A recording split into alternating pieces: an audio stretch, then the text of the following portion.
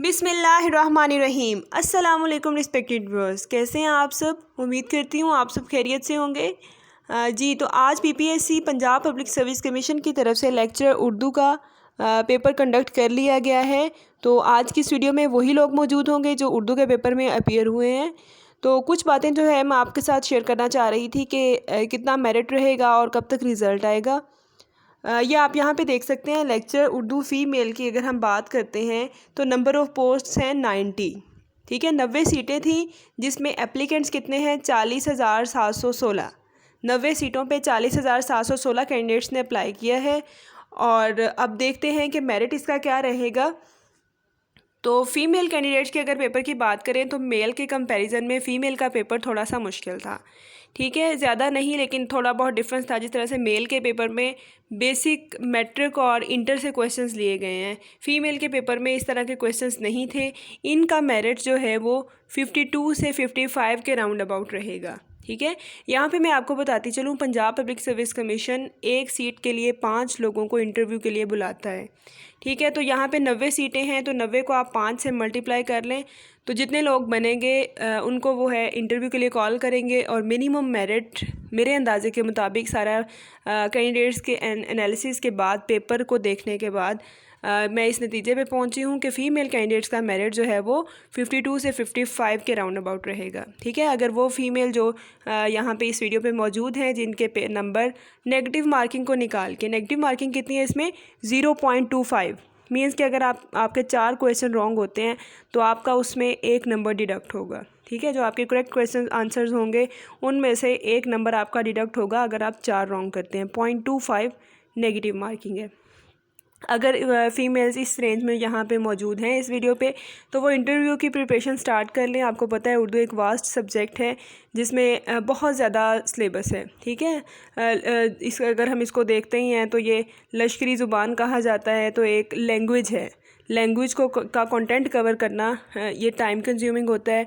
तो अगर आप अभी से जो है वो इस रेंज में आ रहे हैं तो आप अपना माइंड सेट करें और इंटरव्यू की प्रिपरेशन स्टार्ट करें। All the best.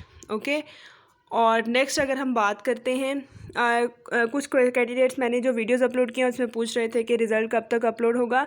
तो रिज़ल्ट का मैं आपको बताती चलूँ, कैंडिडेट्स की नंबर ऑफ़ कैंडिडेट्स पे डिपेंड करता है। ठीक है, कितने लोग, कितने कैंडिडेट्स हैं उस हिसाब से भी डिपेंड करता है।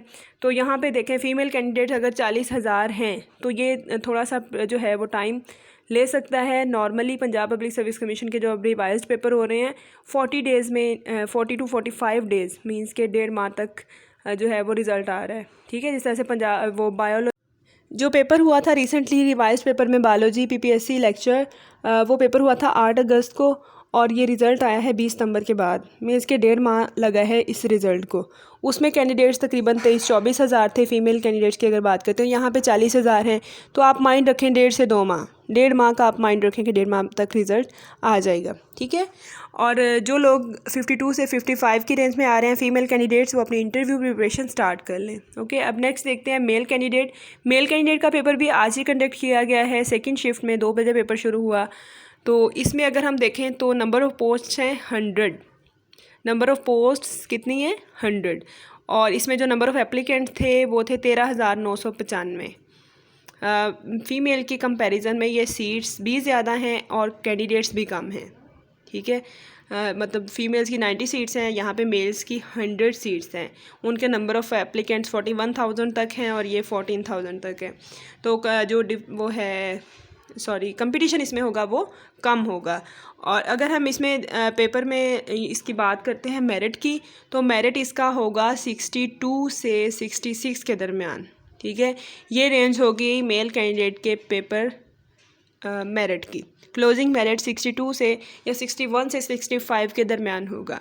वो मेल कैंडिडेट जो इस वीडियो पे मौजूद हैं और उनके मार्क्स नेगेटिव मार्किंग को निकाल के इतने बन रहे हैं तो वो अपनी प्रिपरेशन स्टार्ट कर लें इंटरव्यू के लिए ताकि वो इजीली अपना कंटेंट कवर कर सकें। ठीक है, तो बाकी इंटरव्यू के लिए आप अपने उर्दू सब्जेक्ट को कंप्लीट जो है वो स्टडी करें।